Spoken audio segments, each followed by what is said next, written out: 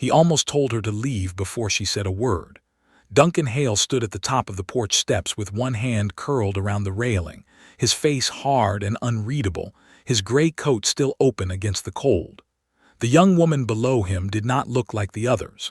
No silk, no feathers, no proud father climbing down from a polished carriage with a marriage smile already fixed on his face. She stood alone at his gate with snow caught on her coat and both gloved hands folded tight around the reins of a plain bay mare. She looked tired, not weak, not timid, tired in the deep way that came from too many hard miles and too many nights with no one to trust. Duncan had spent 3 years turning women away with a voice colder than the winter around him. But when this one lifted her eyes to his, steady and brown and far too honest, something in him failed to deliver the words. He should have shut the door on her. That would have been simpler, safe, familiar. Instead, he stayed there while the wind moved across the yard and rattled the bare cottonwoods by the barn. She did not smile to charm him. She did not flatter his land, his house, or the fortune men whispered about in town. She only looked at him like she had come a long way for something that mattered more than pride. Duncan felt that look where old hurts lived. It made him uneasy. It made him angry. And even then, before she had spoken, one hard question pushed through all the walls he had built around himself. Why did this stranger seem less afraid of his loneliness than he was? The first thing she noticed was not the size of the ranch house. It was the silence. The yard of Iron Ridge Ranch was too still for a place that carried so much life. The big barn stood dark against the white morning. A line of smoke drifted up from the bunkhouse chimney. Horses stamped in the far corral, their breath lifting in pale clouds. Men were working somewhere out beyond the sheds, but the wide front yard lay empty, as if even sound knew better than to step too close to the house of Duncan Hale. The woman rested one hand on her mare's neck and looked up at him again. He was taller than she had expected, broad through the shoulders, hard in the face. 36, perhaps, though the silver at his temples made him look older when he was still. He wore wealth badly. Not because he looked poor, quite the opposite. The coat was fine wool, the boots were good leather. The house behind him was large enough to hold 3 families with room left over, but none of it fit him the way it ought to have. He looked like a man who had built a kingdom and found no shelter in it. "You came a long way to stand in my yard," he said. His voice was low, rough, and flat as frozen ground. She heard no welcome in it, no curiosity either, just caution worn thin by too much disappointment. "I did," she answered. That seemed to irritate him. His jaw tightened. He came down one step, then another, but no farther. A line existed there, clear as a fence post. He would meet danger. He would meet trouble. But he would not come easily to hope. "Most women who come here bring a father with them," he said, "or a brother, or some man eager to speak for them. I did not bring one, I can see that." He studied her coat, her boots, the plain hat shadowing her face. Not poor enough to beg, not polished enough to belong to the families who usually chased his name. The look in his eyes said he was trying to place her and failing. "If you are here on someone else's business, say it plain," he said. "My name is Eliza Boone," she replied. "I came on my own business." The wind pushed at the hem of her coat. Snow whispered across the porch boards. He kept watching her as if truth were something he could smell before it turned bad. He had seen 15 women in 6 weeks. 3 had come from Helena in one day, each better dressed than the last, each carrying the same bright hunger under different smiles. One had praised the view before she had even learned his middle name. Another had asked how many hired men worked the place before she had set down her gloves. The third had laughed at every word he spoke, even the ones not meant to be funny. Duncan had sent them all away before supper. The week before, a judge from Bozeman had arrived with a daughter who looked at his house like she was measuring curtains in her mind. Before that came a banker, a railroad man, and a cattle broker whose thin-lipped girl had asked whether Duncan planned to keep full control of his holdings after marriage. He had told her yes. She had looked disappointed. The territory had made a sport of him. Rich rancher, no wife, no children, large house, larger land. Some called him proud, some called him broken, most called him a prize. Duncan let them talk. Talk could not cut what had already scarred over. "You know who I am," he said. Everyone within 100 miles knows who you are. Then you know I am not looking for a bride. Eliza nodded once. I know. His eyes narrowed. Then why are you here? It was a simple question. Yet it hung there with more weight than either of them moved to carry at first. Eliza drew in a breath sharp with cold. She had practiced many versions of this ride in her mind, but none of them had prepared her for the man himself. The stories had not lied about the hardness in him. They had failed to mention the tiredness. Because, she said at last, I heard you turn women away, something changed in his face. Not softness, not yet. Something closer to annoyance wrapped around surprise. That is hardly news. No, she said, but I also heard why people think you do it. And what do they think? That you are arrogant, that you think no woman is good enough, that money has made you cruel, that you enjoy shaming people. His mouth gave a short, humorless pull. Maybe all true. I do not think so. He said nothing. The snow shifted in thin lines across the ground between them. She went on before courage failed her. I think a man does not live this alone unless something inside him has gone quiet for too long. That did it. His expression hardened at once, sharp as a slammed gate. He came down one more step, boots heavy on the porch wood. You rode here to judge me. No. Then choose your next words with care. The warning in his voice would have sent most women back to the road. Eliza felt fear move through her, cold and fast. But fear was not new to her. She had lived with worse things than a guarded man and his temper. She tightened her grip on the reins and made herself stand steady. I rode here because I know something about silence, she said. I know what it does to a person when it grows too big inside a house. I know what it looks like when people bring you smiles that ask for something before they even ask your name. And I know what it is to get tired of being looked at and never once be seen. He stared at her. For a moment, neither of them moved. Behind Duncan, the front door stood half open. Warm firelight touched the edge of the frame. The smell of coffee drifted out into the winter air. It was such a small, ordinary thing, that smell, yet it cut through the moment with strange force. Eliza had not realized until then how cold her hands had become. Who sent you? He asked. No one.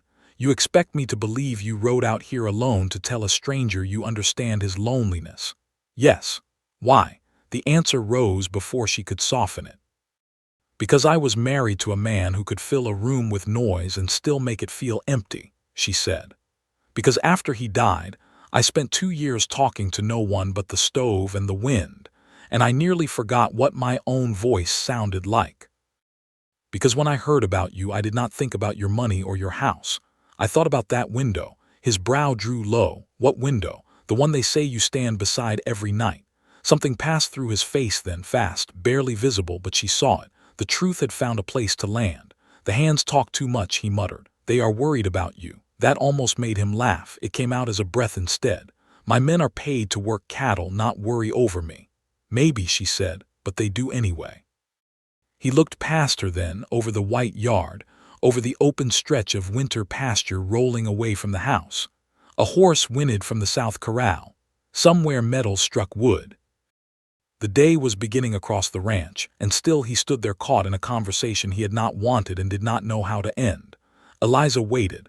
She had learned that some hurt only came close if you did not chase it. When he finally looked back at her, his voice had changed. Not warmer, just less armed. If you are not here to marry me, Miss Boone, and not here to ask for work, what is it you want? The truth sat plain in her chest.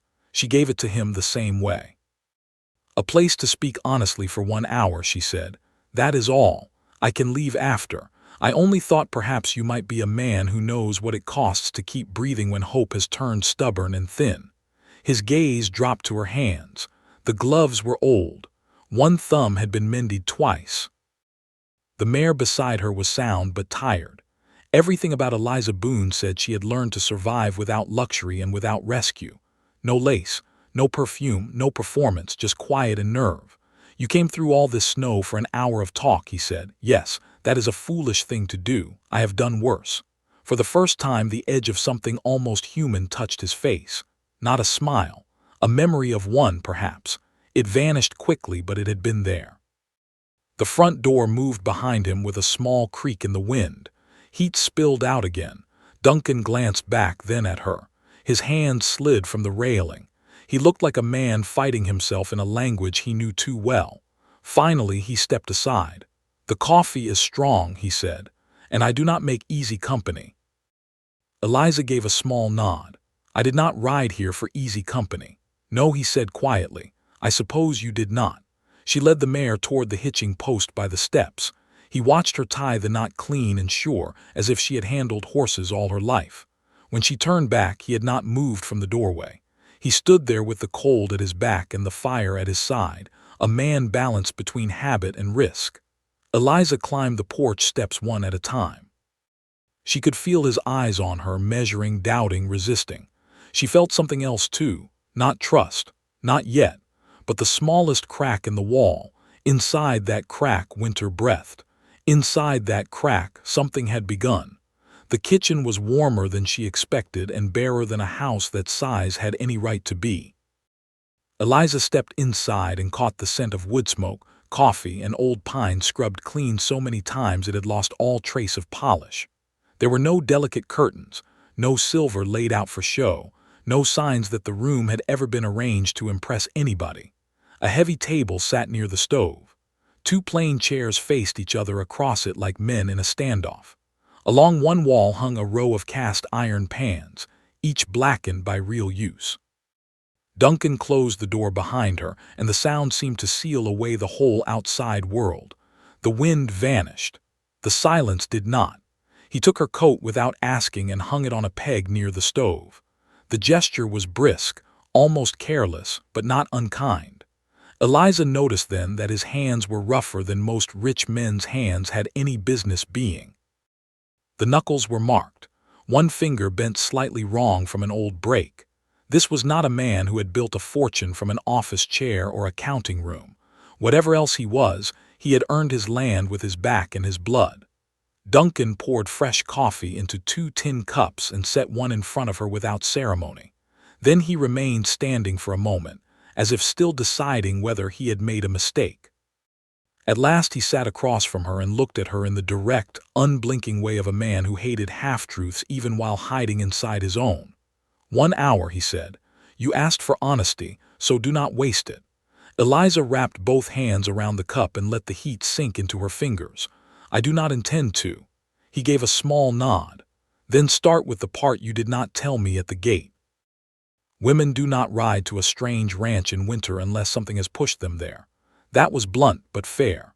Eliza looked down into the coffee. The surface trembled faintly with the movement of her hands. She had told herself all the way here that if Duncan Hale gave her even one chance to speak, she would not hide behind soft words. She was too tired for that kind of lying now. "I was married at 19, she said. His name was Caleb Boone. He had a laugh that filled a room and a way of making people trust him before they knew him well enough to be careful. For a while I thought that was charm.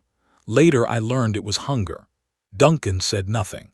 That quiet attention of his was strangely difficult to sit under, because it asked for truth without offering pity. "Caleb owned a dry patch of land near Bitter Creek," she continued.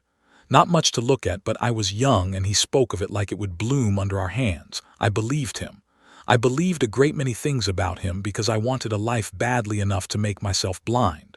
The first year was hard but not cruel. We worked. We planned. We spoke about children as if they were already on the way. Then the rains failed and the debt grew teeth. He began drinking at first only on Saturdays, then every night, then in the mornings too. By the second winter he was a different man, though I think the truth is he had always been that man and hardship just stripped the paint off him." Eliza paused then, not for drama, but because some memories still moved like broken glass when touched. Duncan leaned back in his chair. His face did not soften, but his eyes changed. They sharpened in a different direction now, no longer watching for deception, but for damage.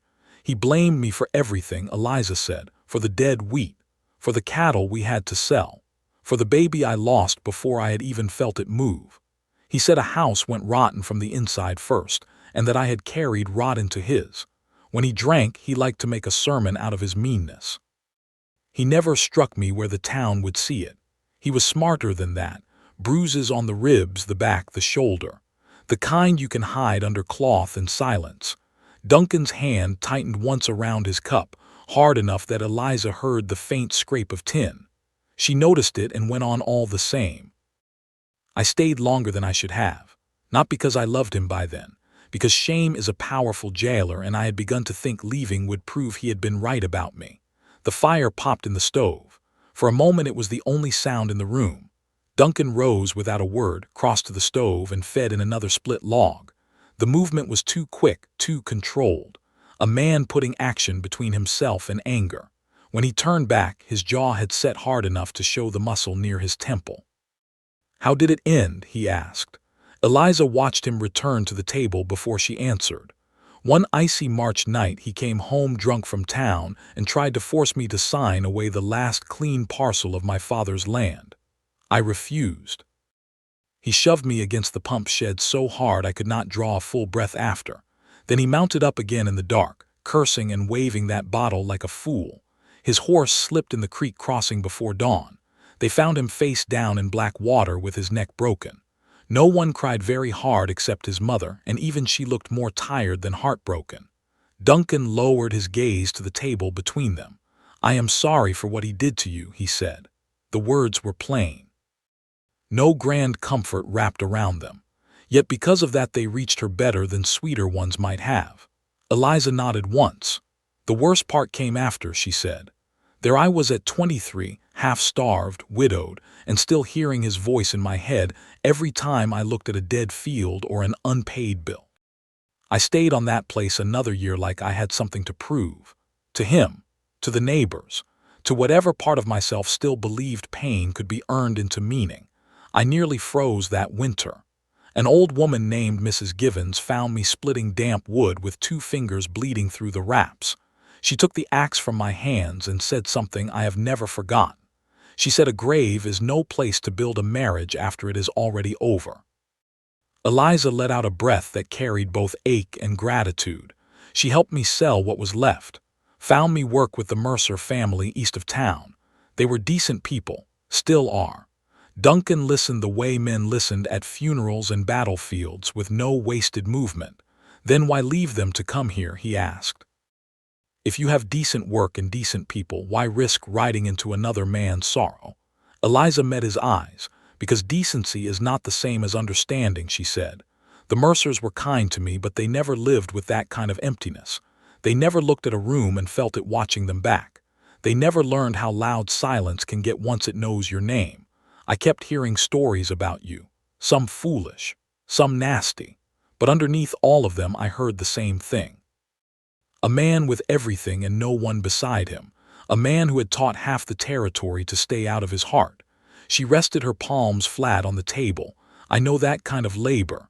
I know how heavy it gets." He looked away first. Through the window above the sink, morning had begun to brighten the snow outside. The white fields threw pale light into the kitchen and laid it across Duncan's shoulders. In that light he seemed less like a legend and more like what he really was, a tired man holding himself together through force of habit. When he finally spoke, his voice had gone lower. "People think I refuse those women because I enjoy humiliating them. Some do," she said. "And the truth." He sat very still. Then he gave it to her. "I refuse them because every one of them comes here already in love with a story. The rich rancher, the big house, the name. None of them have wanted the man. They want the shelter of him, the weight of his land under their own feet, the comfort of never having to wonder where the next dollar comes from." His mouth hardened. "And perhaps I could have lived with that once. Men have built colder marriages than that. But I know what it is to offer someone your real self and watch them price it against something shinier." Eliza did not speak. Some truths needed air around them. "There was a woman," he said after a while. "Her name was Lillian Voss. I was 24 and still half dirt, half ambition. I had one good herd, a small cabin, and every foolish hope a man could have. I loved her with the kind of faith only young men possess, the kind that thinks effort can turn itself into destiny. Her family smiled at me when I was near and laughed at me when I was gone. I knew that much. I thought it did not matter because she loved me too." Duncan's eyes fixed on something far beyond the room. "I found out different at a spring social in Red Hollow." She had accepted another man 2 weeks before, a banker's son from St. Louis with soft hands and a polished future.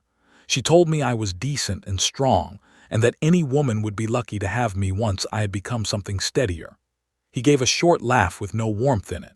I had spent 2 years building a life for us, and all the while she had been waiting to see whether someone richer would ask first. Eliza felt the hurt in that story even before she saw it in his face. It was not only betrayal that had marked him, it was humiliation, the kind that turned love into something a man felt foolish for ever needing. "So you became steadier," she said quietly. "I became harder," he answered. "There is a difference." Neither of them moved for a moment. The stove ticked softly. Somewhere outside, a man shouted to another across the yard. Life went on all around the kitchen, busy and ordinary, while something rare and fragile sat between the two of them at the table. Eliza lifted her cup again, though the coffee had gone cooler. "What happens when hard men get tired, Mr. Hale?" Duncan met her gaze, and for the first time there was no warning in his face. Only truth. "They either break," he said, "or they let someone see the crack before it widens." The words settled over the table like fresh snow, and for the first time since she had tied her mare at his gate, Eliza Boone believed he might not send her away. Duncan did not send her away that morning. That simple fact seemed to change the shape of the house. Eliza felt it first in the way he stayed seated after their words ran out instead of rising to end the visit. Then she felt it in the way his eyes shifted from guarded to thoughtful, as if he had opened a door inside himself by mistake and now did not know whether to close it again. He looked down at his empty cup, turned it once between his hands, then set it aside with care. "I have work to see to," he said. It was not warm, but it was not dismissal either. Eliza waited, knowing there was something unfinished still standing in the room between them. He lifted his eyes to her. "You can warm yourself before you ride back. The roads will be worse by noon if the sky turns." It was a practical offer, nothing more. Yet both of them knew it was the first kindness he had chosen to give her. She nodded and said thank you. Duncan rose from the table and crossed to the window above the sink. He stood there the way she had imagined from the stories, broad shoulders still, one hand resting on the frame, staring out over his own land as if it belonged to someone else. For a moment he seemed to forget she was in the room at all. Then voices carried in from the yard, and he straightened like a man pulled back into his life. "Tom will want to know why I have left the morning to itself," he said. He turned halfway toward her. "If you need anything, ask Mrs. Keene. She keeps the house running, though she claims the place fights her every step." Eliza almost smiled at that. Before she could answer, the kitchen door opened and a stout gray-haired woman stepped in with cold air at her back and a basket on one arm. Mrs. Keene stopped dead at the sight of Eliza seated at Duncan's table. Her eyes moved from the second cup to Duncan's face, then back again. It happened so fast that no one could have called it rude, but surprise filled the room like another body. Duncan did not seem pleased by it. "This is Miss Boone," he said, each word clipped neat. "She rode a long way and will warm herself before leaving." Mrs. Keene's brows rose just a fraction. "I see," she said.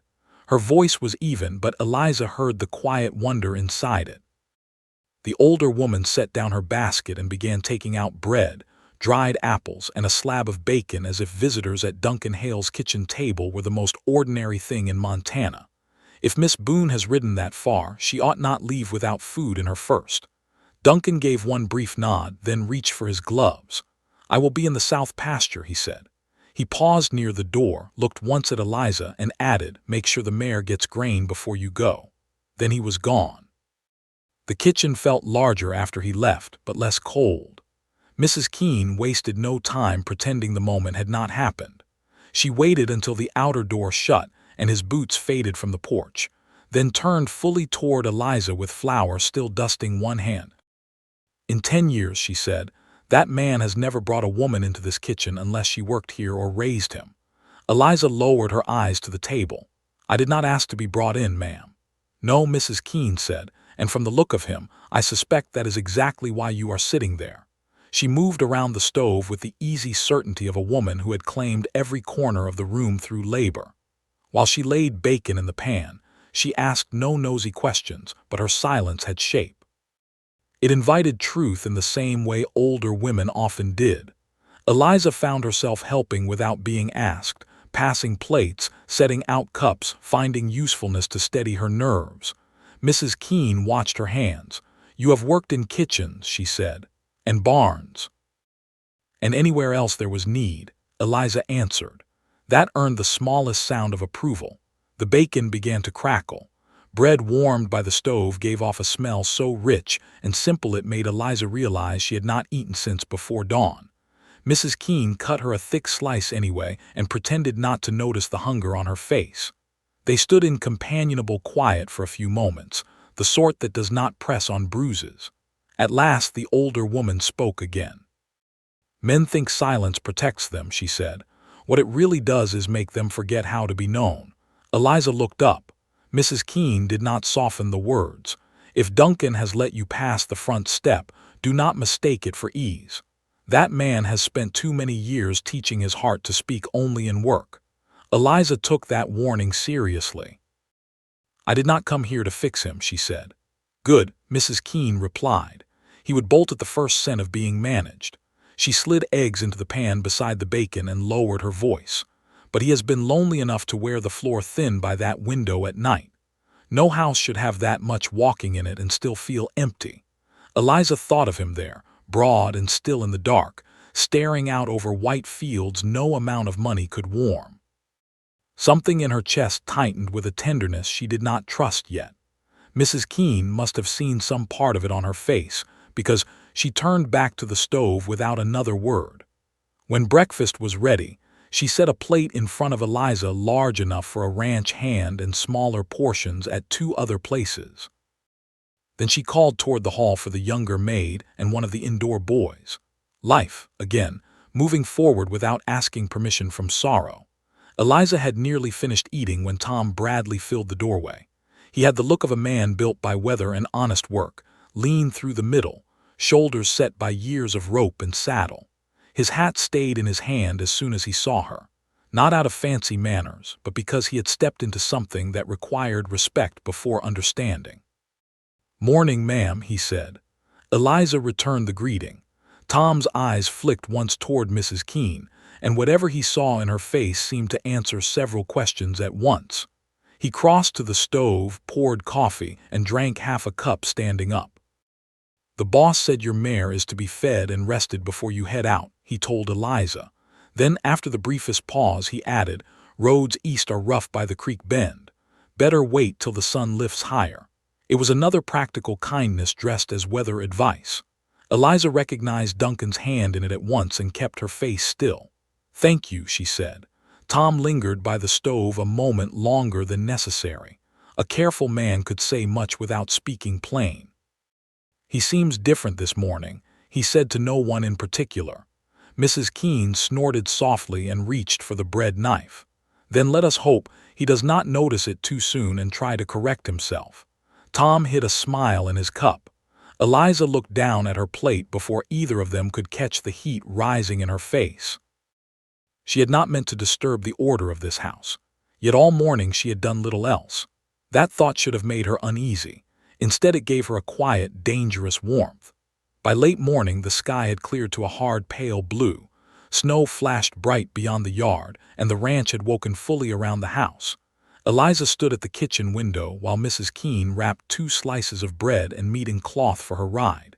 She could see the men moving in the distance near the south fence line. Duncan was easy to pick out even from far away. He rode a dark gelding and sat it with the same hard control he brought into every room, but there was no pride in it, just skill, long practiced and quiet. Once he turned his horse toward the house as if by instinct. Even at that distance, Eliza felt the pull of it. He sat still for a breath, then turned back to the work. Something in that small glance landed inside her more deeply than any speech could have. He had not forgotten she was there. When it was finally time to leave, she felt the weight of it in a way she had not expected. Mrs. Keene handed her the wrapped food and adjusted her scarf with brisk hands that had likely comforted many people while pretending not to. "If you ride this way again," she said, "do it before a storm next time." Eliza smiled faintly. That sounded almost like an invitation. The older woman shrugged. It sounded like common sense, but her eyes were kind. Tom had the mare saddled and waiting by the hitching post. The horse had been brushed down and fed well. Eliza ran a hand along the mare's neck and swallowed past the strange tightness in her throat. She was fastening one glove when she heard boots on the porch behind her. Duncan had come back. Snow gleamed around him. His coat collar was turned up against the air and his gloves were tucked in one hand. For a moment neither of them spoke. The ranch moved on around them. Men shouted from the far lot. A gate clanged shut. Somewhere a dog barked twice and then stopped. Yet the silence between them held firmer than all of it. "You should leave now," he said at last. "The creek road will hold till mid-afternoon if the sun stays." Eliza nodded. "Thank you for the coffee. And the hour." His gaze stayed on her face a moment too long to be careless. Then he reached into his coat pocket and held out a folded scrap of paper. She looked at it, then at him.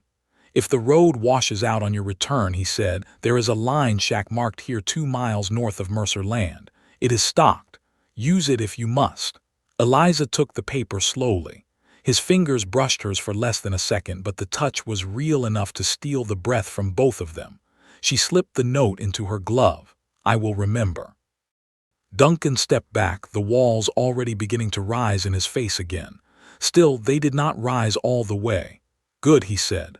Then, after a pause that changed everything, he added, "Miss Boone, if you choose to ride this way another time, you need not wait at the gate." That was all. No promise. No softness. No easy future tucked inside the words. But it was enough to make her heart stumble once in her chest as she set her foot in the stirrup and mounted. When she turned the mare toward the long white road, she did not look back right away. She was afraid if she did, she might carry too much hope with her. But halfway down the drive she gave in and glanced over her shoulder. Duncan still stood on the porch, one hand resting on the rail, watching her go as if he had already begun to miss something he had not meant to let in. For 3 days, Eliza did not go back. She meant to. The thought lived with her from morning until night, tucked beneath chores and polite conversation, beneath the Mercer children running through the kitchen and the steady work of mending, washing, and keeping a decent house in winter. But wanting and doing were not always the same. Each morning she looked at the pale sky over the yard and thought of Duncan Hale standing by that porch rail, his voice low and careful when he told her she need not wait at the gate. Then caution rose up and pressed against the memory. A man like that did not open twice in the same week without regretting it. A woman like her had no business mistaking honesty for invitation. So she stayed where she was and kept her hands busy, though her thoughts rode west more often than she liked to admit. On the 4th morning, Mrs. Mercer caught her standing too long at the back window with a dish towel in her hands and nothing in her mind except a stretch of snowy road. "You are somewhere else today," Anna Mercer said. Eliza turned at once. Mrs. Mercer was a kind woman in her early 40s, practical without being hard, the sort who noticed broken things and did not point at them for sport. She stood at the table slicing carrots for stew, her sleeves rolled and her fair hair pinned back in a way that meant work came first and appearance second. Eliza had trusted her from the first week, not with everything, not with the old injuries and long nights that still lived behind her ribs, but with enough. "Just tired," Eliza said. Mrs. Mercer set down the knife. "No, you are not. Tired has one look. This is another." She wiped her hands and leaned one hip against the table. "Is it news from town? No. Trouble from your old place? No. Then it is a man." Eliza nearly dropped the towel. Mrs. Mercer's mouth curved, not in mockery but in quiet certainty. "I have 4 sisters and 2 daughters," she said.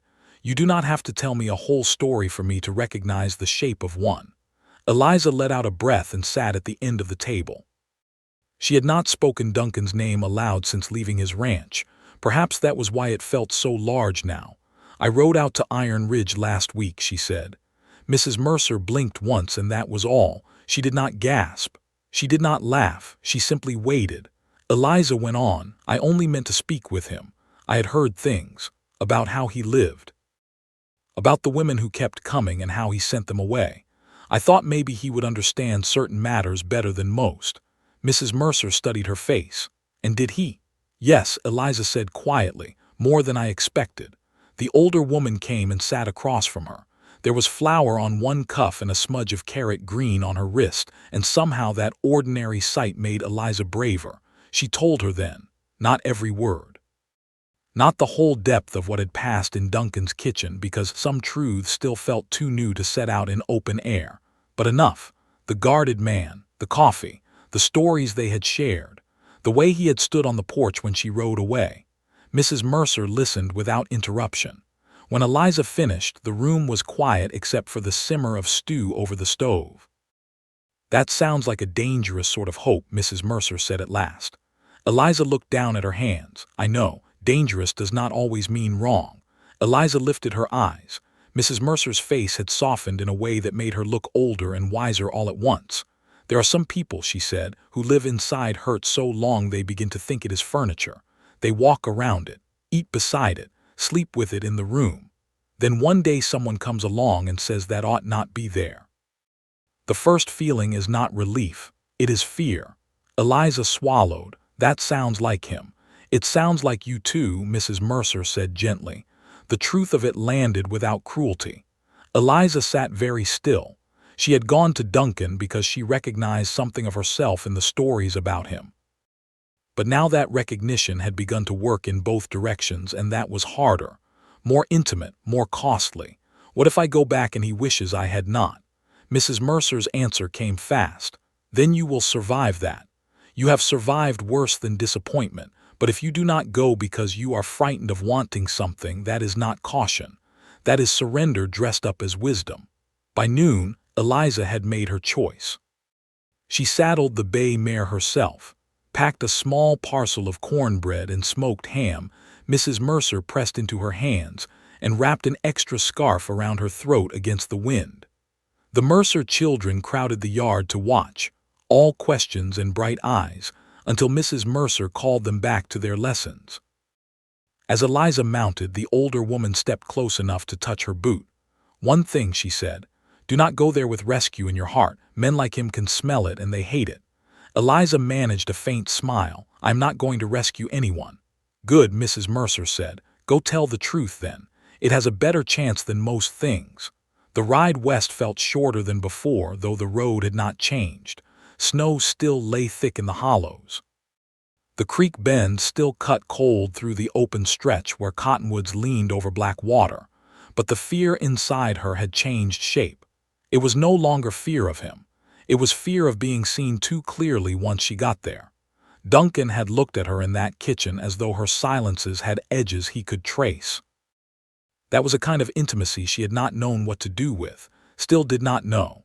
Yet her hand stayed steady on the reins. Iron Ridge came into view in the late afternoon. The big house stood against the pale sky, stern and quiet, with the long spread of barns and corrals stretching behind it. Smoke rose from the bunkhouse chimney. Men moved near the north lot, driving a small group of cattle toward shelter before the next freeze. The whole place looked built to outlast trouble. Eliza felt her heart pick up its pace anyway. This time she did not stop at the gate. She rode through it. Halfway up the drive, one of the ranch hands noticed her and straightened from where he had been checking a wagon wheel. He was a broad man with a reddish beard and an open face browned by years outdoors. He took off his hat as she approached, polite and mildly curious. "Afternoon, ma'am. Can I help you? I am looking for Mr. Hale," Eliza said. The man's brows rose just enough to show that her arrival was not expected and not entirely ordinary. "You and half the territory," he said, though not unkindly. Then his expression shifted as he looked closer. "Oh, you are the one from the other morning." Eliza felt heat climb into her cheeks before she could stop it. "I was here briefly, so I heard." He glanced toward the house, then out toward the south lot. "Boss is by the breaking shed. Horse threw a shoe and the smith's out sick, so he is handling more than he ought." The hand stepped aside and tipped his head toward the side path. "You can leave your mare at the rail, or take her round if you like." He paused, then added with the dry humor of men who watch more than they say, "He has been in a foul temper all day, might improve or worsen at the sight of you. Hard to tell. Eliza thanked him and led the mare toward the side rail. As soon as her boots touched the ground, she heard it, the hard ring of metal, a horse stamping. Then Duncan's voice, low and sharp from behind the braking shed. Hold him steady. She followed the sound before she could think better of it. The side yard opened onto a workspace half sheltered from the wind. There, with his coat off and shirt sleeves rolled to the forearms, Duncan stood bent over a black gelding with one rear leg braced between his knees. Another hand held the horse's head while it tossed and fought the restraint. Duncan did not look up right away. Sweat darkened his shirt at the spine despite the cold. His hair had fallen loose across his forehead. He worked with the fierce concentration of a man who trusted labor more than anything living. Eliza stopped just beyond the rail. Something in the sight of him struck her harder than the grand house ever had. Not the strength of him, though there was plenty. Not the money, which seemed far away from this place of nails and hooves and stubborn animal breath. It was the fact that all his hardness had a purpose here. He did not stand apart from the life of the ranch. He held it together with his own hands. As if he felt her looking, he turned. The change in his face was small, a pause in the jaw, a stillness in the eyes, but it was enough to tell her that her presence mattered. He finished setting the shoe, spoke softly to the horse until it settled, then handed off the tools and straightened. He wiped one forearm across his brow before walking toward her. She had never seen him look less like a rich man and more like the one he had been before the land and house had grown around him. "Miss Boone," he said. The old guard was back in the title, but it did not land cold. "Mr. Hale." He stopped a few feet away, breathing slightly harder from the work. "You came back. You said I need not wait at the gate." Something flickered in his face then, not surprise. Recognition, perhaps, that words spoken carefully had still been heard in full.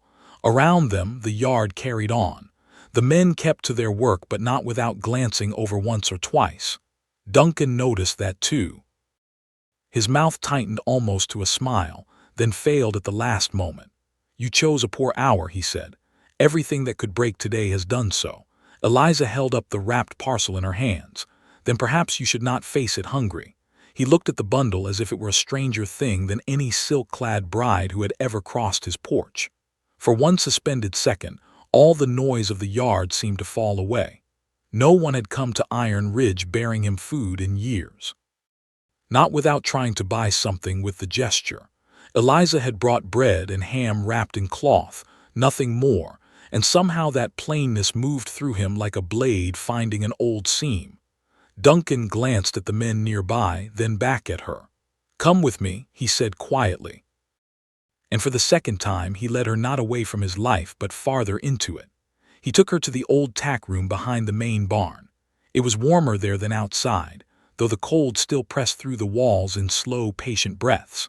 Saddles hung from pegs in long, dark rows. Coils of rope rested on shelves beside lanterns, harness oil, and stacks of folded blankets. A single window, rimmed with frost at the corners, let in a pale wash of afternoon light. In the center of the room stood a rough worktable marked by years of knives, nails, and weathered hands.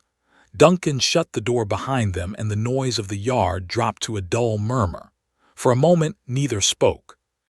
He pulled off his gloves, set them on the table, and looked at the parcel still in Eliza's hands as if he did not quite know how to receive something given without demand.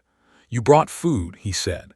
It sounded less like a question than a man repeating an unfamiliar fact to see if it changed shape. Eliza stepped to the table and set down the cloth bundle. "Mrs. Mercer insisted," she said. That was not the whole truth, but not a lie either. Duncan gave a small breath through his nose that might have been amusement if he had trusted the feeling enough to let it live. He unwrapped the parcel slowly. Cornbread, smoked ham, nothing fancy. The scent of both filled the room with a kind of home he did not seem used to claiming. He tore off a piece of bread and ate it standing up, like a ranch hand stealing minutes between jobs. Eliza watched the strain leave his shoulders 1 inch at a time as hunger gave way to food. "You truly were hungry," she said softly. He swallowed and nodded once. "Since before sunup. The smith's boy lamed a horse in the north lot. One of the calves broke through rotten fence, and my foreman has been trying to stop 3 men from doing the work of 6. It seemed easier to keep moving than sit down. Easier, Eliza said, or safer? His gaze lifted to hers. There it was again, that sharp directness she kept pulling from him without meaning to. Safer, he admitted. She did not press. Some truths had to be left standing after they were spoken. Duncan cut another slice of ham with his pocket knife and leaned one hip against the table. The coatless sleeves had left his forearms bare, and the muscles there shifted with each small movement. Not vanity, just labor worn into bone. He took another bite, then looked at her more carefully. You rode all this way to bring me bread. That seems a little foolish, too. Eliza folded her hands before her so he would not see them fidget. Perhaps. But I know what a day feels like when everything breaks at once. Food matters more on such days than people like to admit. He studied her face a moment longer than comfort allowed. Then he nodded, slow and quiet. Yes, he said, it does. A gust of wind hit the side of the barn. Snow hissed against the boards. Duncan looked toward the frosted window, then back at her. You did not answer the question I would have asked if I had better manners, he said. Eliza waited. Why did you come back? She had known he would ask. All through the ride she had prepared careful answers, ones that could stand upright without revealing too much. But standing in that tack room, with the smell of leather and cold pine around them and the sound of his day still clinging to him, she found she did not want careful anymore. Because I kept thinking about you alone in that house, she said. Because I knew if I stayed away for the sake of pride, it would not be wisdom, it would be fear. Duncan's face changed at that, not softened, opened a little. Fear of what? Eliza looked down at the table between them. Of wanting to return more than was sensible, of finding that your words meant less than I hoped, of discovering I imagined something that was never there. He set down the bread very gently. I do not say things I do not mean, Miss Boone. The sentence came out low and steady. No flourish. No comfort for comfort's sake. Yet the force of it moved through her like warmth after a hard ride. She lifted her eyes. He was watching her with a seriousness that made the room seem smaller. Then he added, but I have also spent years meaning things I never knew how to live. That is a different sort of trouble. Eliza let that sit between them. It was, in its own way, the most naked thing he had said yet. Footsteps sounded outside the tack room, then passed. Neither of them moved. The world was near, but not in the room with them. Duncan tore another piece of cornbread and spoke without looking at her. I have not had many people return after seeing what I am like up close. Eliza's answer came before thought. Then they were not looking at the right thing. That brought his eyes back to hers at once. For one fragile second, something almost like disbelief crossed his face. Not because he thought himself unworthy in some grand, dramatic way. Because praise from honest mouths had become so rare he did not know where to set it down. You should be careful with words like that, he said. Why? Because a man can get used to hearing them. She felt heat move through her, but she did not look away. Perhaps, she said quietly, that would not be the worst thing. The stillness after that felt alive. Duncan turned from the table and crossed to the small window. He stood there with his back half to her, one hand braced against the frame. Eliza knew enough now to recognize the movement for what it was, not retreat, gathering. When he spoke again, his voice had lost some of its hard edge. There is something I have not told you, he said. Eliza waited. When Lillian left, it was not only because I was poor and another man was easier.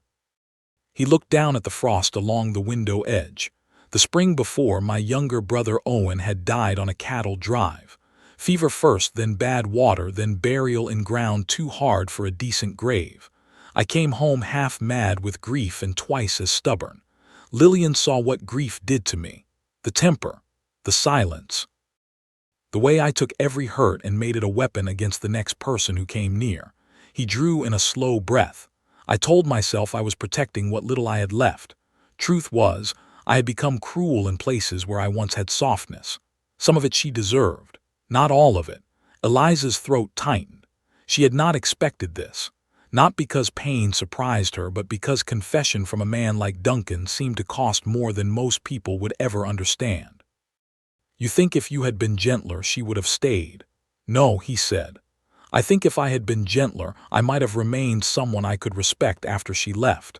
That is the wound that lasted. Not that she chose another life. That I let the choosing turn me into a man I did not like." He turned then and looked at Eliza with a steadiness that felt almost unbearable. So when women came later with bright smiles and greedy fathers, turning them away became easy. Easier than risking the uglier parts of myself again. Easier than discovering I had only learned how to build walls, not how to open gates. Eliza stepped closer to the table, but no farther. She knew enough not to crowd a truth while it was still breathing. "I understand that," she said. Duncan gave a faint shake of his head. "No, you understand too much." There was no anger in it, only weary wonder. You hear 3 words from a man and somehow find the ones he swallowed. Eliza looked down for a moment, then back up.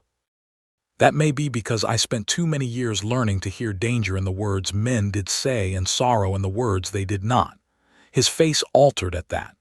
The room held both of them then, not as strangers meeting across a table, but as 2 people standing at the edge of something they could either step into or lose. There was a knock at the door. Tom Bradley pushed it open without waiting, took one look at them and stopped. "Sorry, boss," he said, though it was plain he had already seen enough to stir 6 hours of thought. "Need your word on the feed wagon." Duncan did not move away from Eliza at once. That alone said more than either of them were ready to name. "I will be there in a minute," he said. Tom's gaze slid to the empty cloth parcel on the table, then to Eliza's face, then back to Duncan. His mouth twitched in a way he fought and lost. "Yes, sir," he said, and shut the door behind him. Eliza's breath left her in a sound almost like laughter.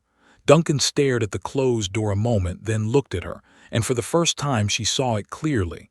Not the memory of a smile, not the threat of one. A real one. Brief, crooked, uncertain, and all the more devastating for how rarely it must have been used. "Tom will be unbearable by supper," he said. Eliza smiled back before she could stop herself. "Then perhaps you should let him suffer for it." Duncan's smile vanished, but the warmth of it remained in his eyes.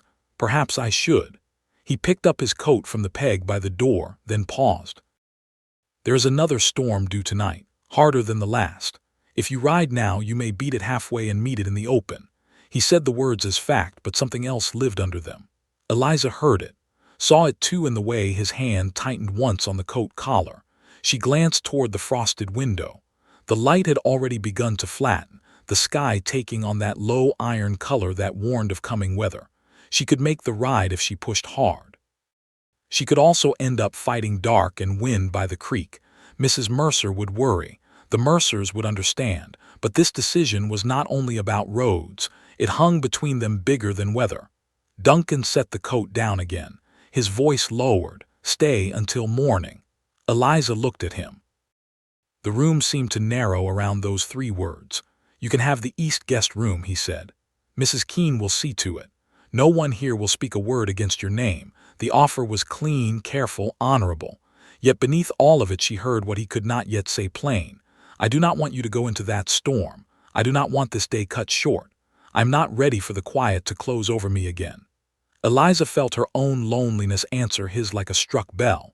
"All right," she whispered. And just like that, the storm outside was no longer the only thing that had changed the course of the night. The storm hit just after sundown. It came hard and fast, with the kind of force that made the whole ranch draw in on itself. Wind slammed against the house in long, heavy bursts. Snow hissed over the roof and packed against the porch railings. The windows rattled in their frames as if winter itself had come looking for a way inside. Eliza stood in the east guest room with one hand resting on the quilted coverlet and listened to the weather gather its strength. The room was plain but warm, with a washstand in the corner, a small chest beneath the window, and a lamp burning low beside the bed. Mrs. Keene had brought her a nightdress and an extra blanket without asking any questions worth answering. Supper had been quiet.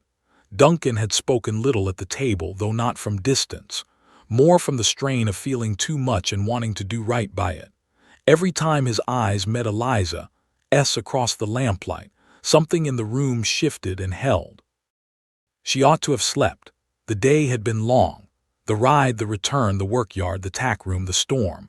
But sleep would not come. Too much had changed, and none of it had changed fully enough to rest easy. She moved to the window and touched the curtain aside. White darkness pressed back at her. She could barely see beyond the porch lantern throwing its weak amber circle into the snow. Somewhere below, the front door opened and closed. A moment later she caught sight of Duncan crossing the yard toward the barn, shoulders bent into the wind, lantern in hand. Even now, in a storm that would have sent most men to the hearth, he was checking stock, latches, the living things under his care. Eliza watched until the dark swallowed him. Something inside her ached with a tenderness so sharp it frightened her. When he came back in, the house groaned once beneath a hard blast of wind. Eliza heard his boots in the hall below, then silence. A minute passed, then another. At last, unable to sit with her own thoughts any longer, she opened the door and stepped into the hallway. Light from the downstairs parlor reached up the stairwell in a soft gold band. She followed it. At the bottom, she found Duncan standing alone before the fire with one hand braced on the mantel. His coat was off again. Snowmelt darkened the shoulders of his shirt. The room around him was large and well-furnished, but the firelight made it feel less like a mansion and more like a man's last warm place on earth. He looked up when he heard her. For a second the caution returned to his face, not because he regretted her presence, but because he was afraid of wanting it too much. "You should be upstairs," he said. The words were gentle enough to sound almost foolish once spoken. Eliza came a little farther into the room. "I could say the same to you." One corner of his mouth moved. "I own the bad habit of walking this house at night. That is not the same thing as resting." "No," he said quietly. "It is not." She stopped near the edge of the hearth rug. Heat touched the front of her legs while cold from the hall lingered at her back. Between those two temperatures she stood and looked at him. He seemed tired in a way he had hidden all day. Not tired from work alone. Tired from holding himself upright against old memories, old discipline, old fear. "I saw you from the window," she said, "in the yard, in this storm." "The animals depend on me," he answered. "That is reason enough." Eliza watched the fire shift across his face. "You always choose duty when feeling gets too close." He did not deny it. After a moment he said, "Duty has fewer surprises." "That may be true," she answered, "but it also leaves a man standing alone in his own house while a storm tries to tear the world loose around him." The honesty of it landed. Duncan dropped his gaze to the fire. Then, after a long quiet, he said, "When my brother died, I stopped trusting what I could not control. First grief, then love, then hope. Work was easier. Cattle either lived or they did not. Fences stood or they broke. Men quit or stayed.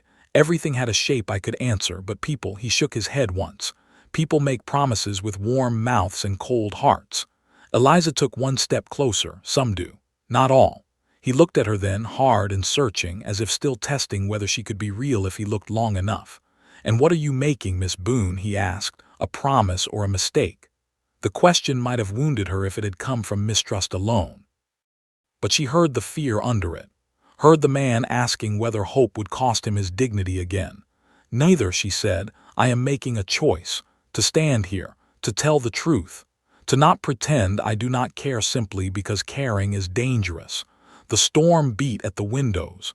Somewhere upstairs a door shifted in its frame. Duncan came away from the mantel and stood before her, not touching, close enough that she could see the strain in his face and the honesty in it too. "Do you know what frightens me most?" he asked. "Not that you will leave. That is always possible. Not even that I may come to need you and lose you after. What frightens me is how quickly this feels like something I remember from before the world went hard." His voice dropped. "And I do not know if I still deserve such things." Eliza felt her throat tighten. "No one earns love the way they earn land," she said. "No one earns understanding by being spotless. We only answer it when it comes, or we refuse it and call that strength." The words stayed there between them, clearer than any road in daylight. Duncan closed his eyes for one brief second, as though something in him had finally tired of resisting. When he opened them again, the last of the distance had changed. Not vanished, changed. He reached up slowly, giving her time to stop him, and brushed one knuckle along her cheek. The touch was careful, almost reverent. Eliza did not move away. She leaned into it before she could think better of that honesty too. His breath left him rough and quiet. "I have wanted to do that since you stood at my gate," he said. "Then I am glad the gate is behind us," she whispered. That was when he kissed her. It was not the kiss of a reckless young man or a practiced flirt. It was the kiss of a man who had denied himself tenderness so long he had nearly forgotten how gently it could begin. One hand came to rest at the back of her neck. The other stayed at her waist as if he still could not quite believe he had the right to hold her there. Eliza lifted her hands to his chest and felt the hard, steady beat beneath his shirt. Outside, the storm raged on. Inside, the whole house seemed to draw around that one quiet act of trust. When they parted, Duncan rested his forehead lightly against hers. He let out a breath that sounded almost like pain giving way. "Stay," he said. "Not only tonight because of weather. Stay and see whether this can be real in daylight too." Eliza closed her eyes. She had been alone in too many rooms, too many years to mistake those words for anything small. "I will," she said, "but only if you do the same. No hiding behind work when the truth is harder. No shutting me out because fear returns." He gave a faint, shaken laugh. "You bargain like a rancher. I learned from one," she said. Morning came bright and still. The storm had passed in the night, leaving the ranch covered in clean white light. Snow lay smooth over the yard, broken only by the first tracks of men heading to the barn. Eliza stood beside Duncan on the porch, wrapped in a wool shawl Mrs. Keene had pressed around her shoulders. The air was sharp enough to sting, but the sky above Iron Ridge was wide and blue and almost tender after the violence of the night before. Below them, Tom Bradley crossed the yard carrying a feed sack. He looked up, saw the two of them standing side by side, and stopped so suddenly the sack dropped against his leg. Mrs.